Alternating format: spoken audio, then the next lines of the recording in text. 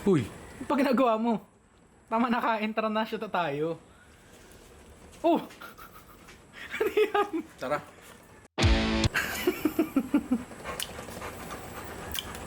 Sarap.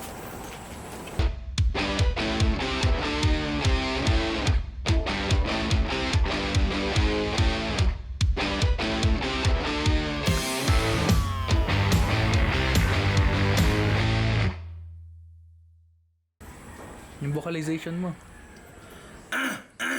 Yun ba yan? May singhot yun eh, may singhot. Yeah. Hello! Yun. Diba? Ano lang, mamaya pa naman ronda ko eh.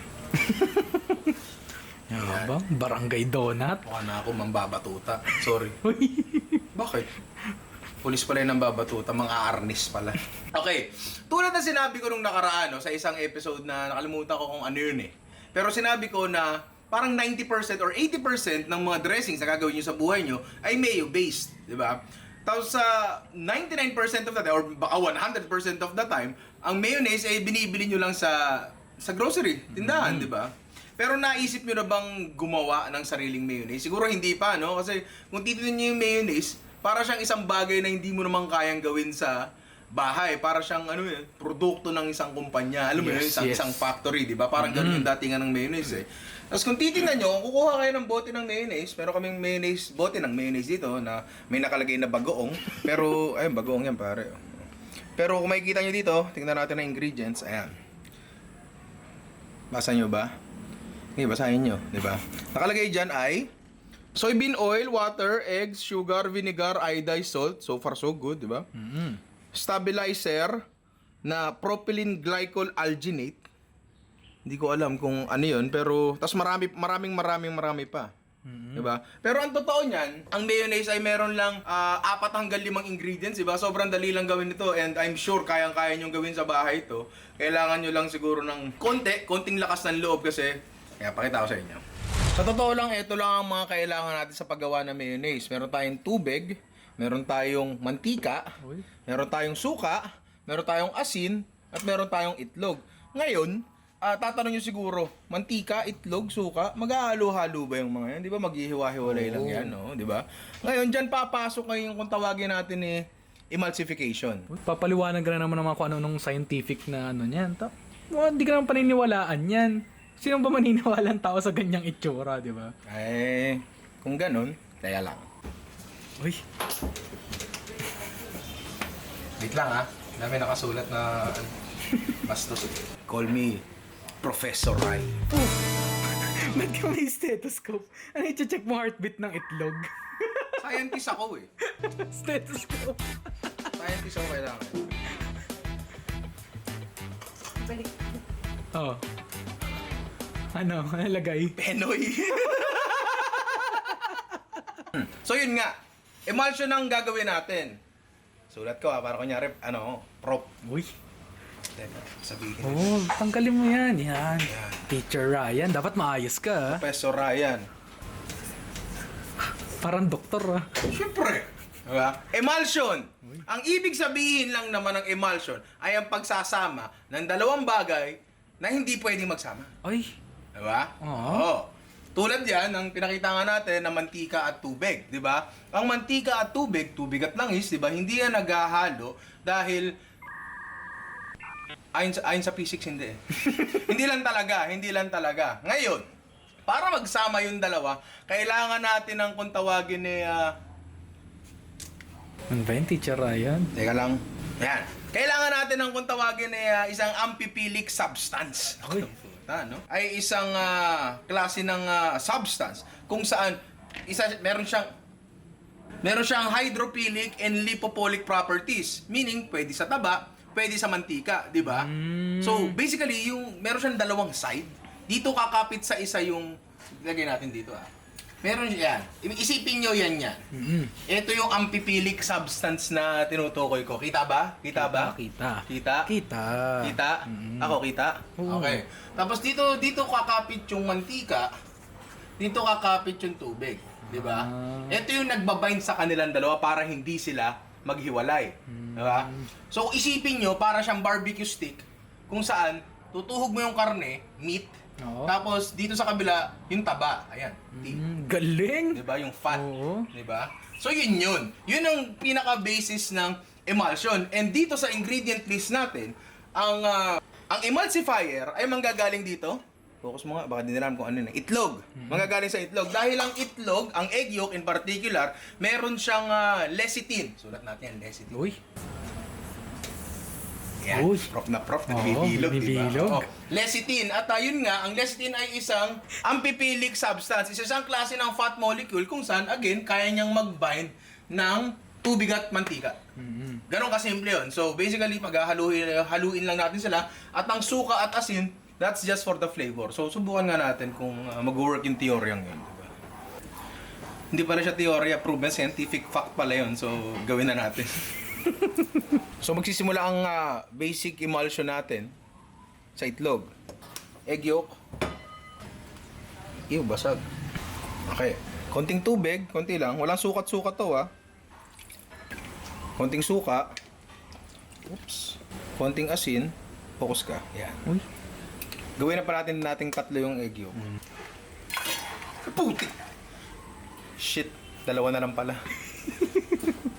Ngayon, pwede kayong gumamit dito ng whisk, yung pambate ng itlog. Pero, dahil ako ay isang dakilang tamad, gagamit tayo nito. Diba? So, batihin muna natin to.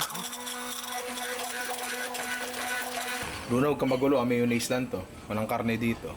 Pag nahalo na natin yung ganyan, pwede natin i-incorporate unti-unti ang mantika. Diba? Habang, yun nga, binabati siya.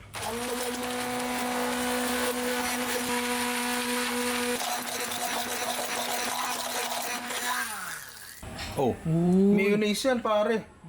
Diba? Lupit Diba? Oo nga, no. Diba? Ganun kadali. Lasang mayonnaise siya. Ngayon, at this point, adjust nyo na yung timpla niya. Para sa akin, kailangan ko pa ng konting asin.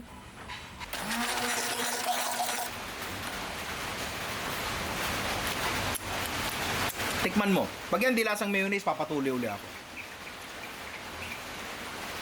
Galing nga. Diba? Oo nga. So, ganun lang kadali gumawa ng mayonnaise. Ngayon, sasabihin siguro ng karamihan sa inyo dyan, Ninong, hilaw na itlog yun. Diba? Hilaw na itlog yun. Hindi ba masama sa kalusugan yan? Baka mamatay naman tayo dyan, no? Bumili na lang tayo ng mayonnaise. Sige, dito ngayon papasok yung konsepto ng pasteurization. Ano naman yung term na yun? Yan ko lang narinig yun Sige, papaliwanag uli natin. Tawagin natin si Professor Rai. Pasteurization. Ang pasteurization ay isang proseso na inimbento ng isang scientificong Pranses. Uy, Ay, diba? Pranses? Oo, na si Louis Pasteur. Jerome, lagay mo nga yung picture ni Louis Pasteur dyan katabi ng mukha ko, di ba? Sa pagsasaliksik ni Louis Pasteur na laman niya na ang mga microorganisms at pathogens. Uy, Pathogens. grabe. Mga nagugugol ko talagang salita ay kayang mamatay sa temperaturang number kasi yun. Number. 138 Fahrenheit or 58.8889 degrees Celsius. Uy, diba? grabe. Ngayon, ang temperatura na ito ay malayo sa boiling point. Pero, lahat ng ilagay mo dyan, kahit si Ian, ilagay mo dyan, mamamatay. Di ba? So basically, yung mga natatakot natin na salmonella, mamamatay doon sa temperatura na yon. Nang hindi ina-alter ang molecular structure ng itlog. Meaning, masyado siyang malamig para maluto, pero mainit na siya enough para mamatay yung mga germs doon, di ba? Mga hindi magandang bagay doon sa loob ng bagay na 'yon. Sa kaso natin ay itlog. Pero madalas ginagamit sa mga gatas o makikita mo doon, di ba? Pasteurized milk. Yun. Pinapatay yung mga germs ng gatas kasi daddy ng baka yun, di ba? May germs doon. Teacher Ryan. Teacher Ryan. Professor Ryan. Professor Ryan. Di ba? Ang problema, medyo hindi siya ganun kadaling gawin sa home setting kasi ang gagamitin lang natin ay kalanat at thermometer. Minsan aangat, bababa. May chance na maluto yung itlog mo. Pwede kang gumamit nito. Uy.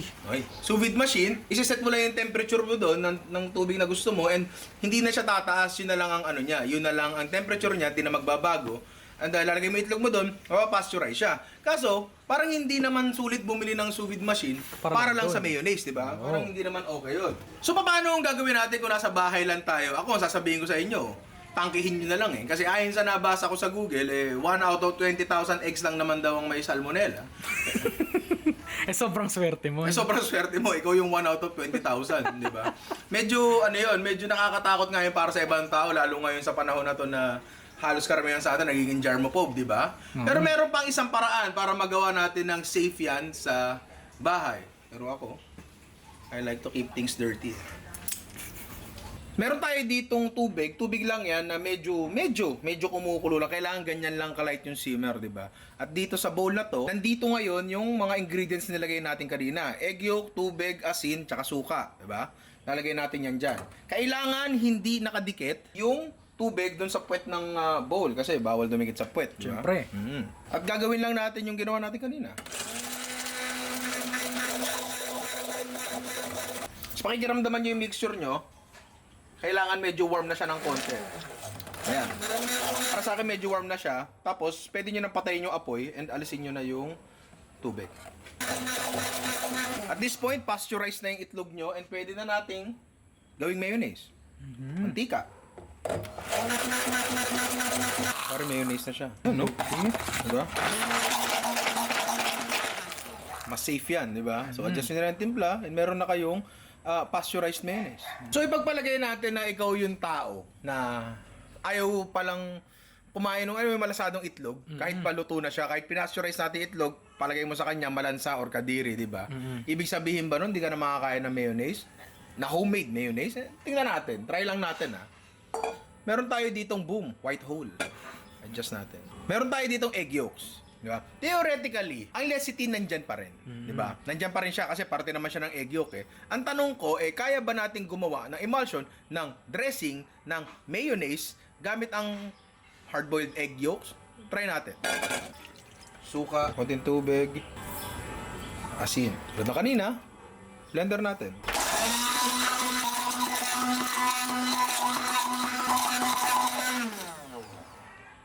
Mukha na siyang paste. Pwede natin lagyan ng mantika.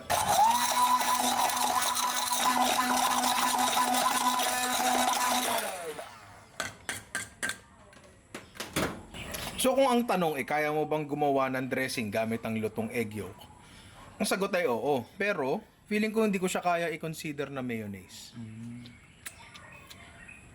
Pero tikman mo pare. Medyo mayonnaise yung lasa niya ng konti eh. Pero siguro naiba na yung kapangyarihan ng lecithin dahil nga niluto natin siya ng sagad. Pero may application to pare. Maganda to, 'di ba? Parang ang sarap nito sa sa tawag dito sa salad. Ay, oo. 'Di ba? Tapos meron kang grilled na chicken breast, no? So ang sagot doon, kaya bang gawa ng dressing? Yes, mayonnaise. Parang di ko to kaya i-consider na mayonnaise.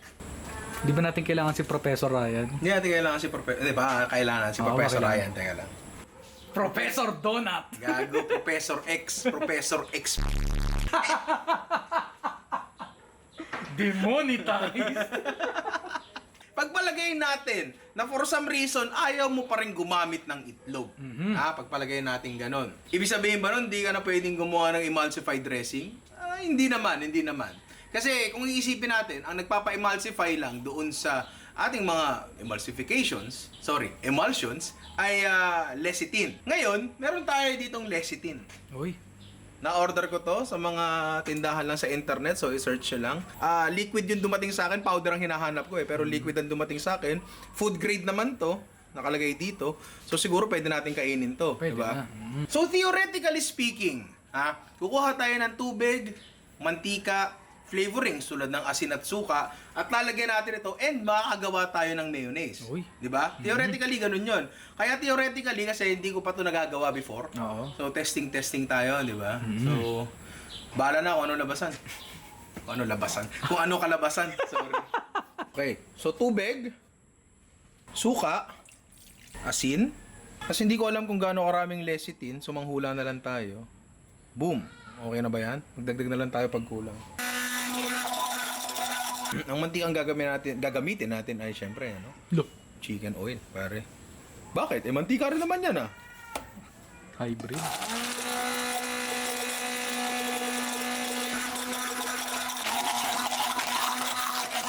Medyo pre, oh. Uy, grabe. Diba? Lecithin lang malakas. Diba? Ayan, Parang mukha siyang cheese sauce. Putik. Parang siyang cheese whiz. Ayun nga. Adjust lang hanggang makuha nyo yung lasa at consistency yung gusto nyo. Nagdagdag lang kami ng lecithin kanina dito. Kasi parang hindi gumagana, pero gumana naman pala.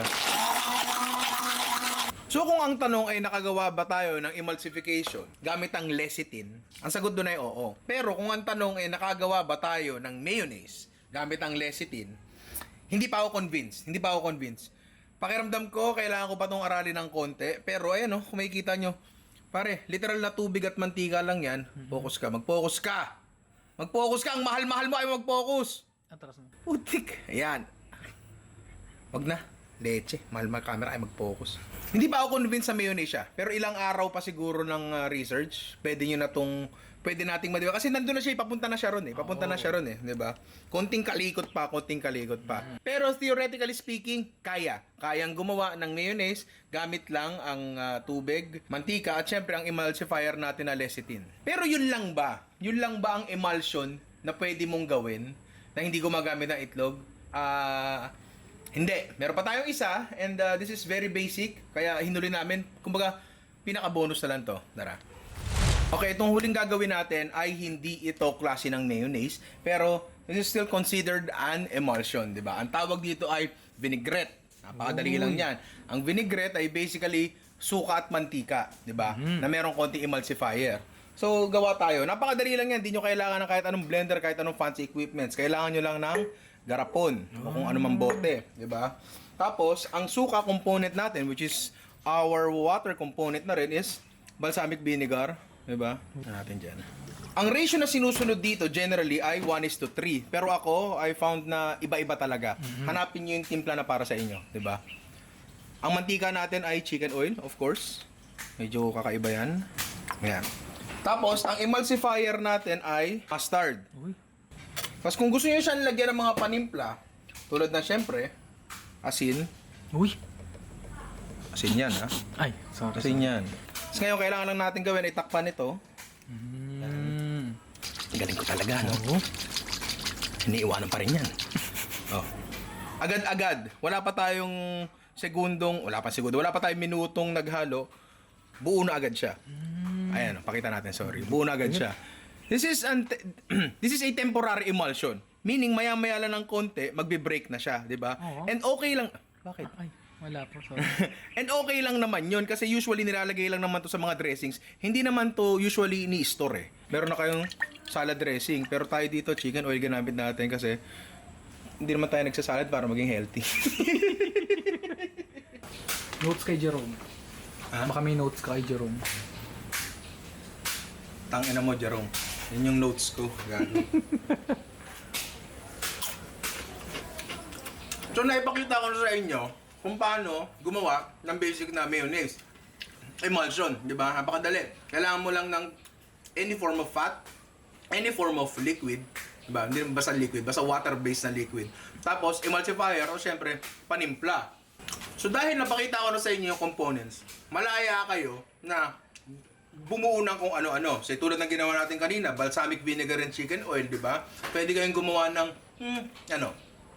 sesame oil, tapos sesame oil ang mantika mo, di ba? Tapos ang liquid mo siguro is lemon juice, di ba? Emulsifier mo, bahala ka na. So, kahit ano, pwede nyo nang gawin kasi nasa inyo na yung basics, no? Emulsion lang yan, huwag ka ma-pressure.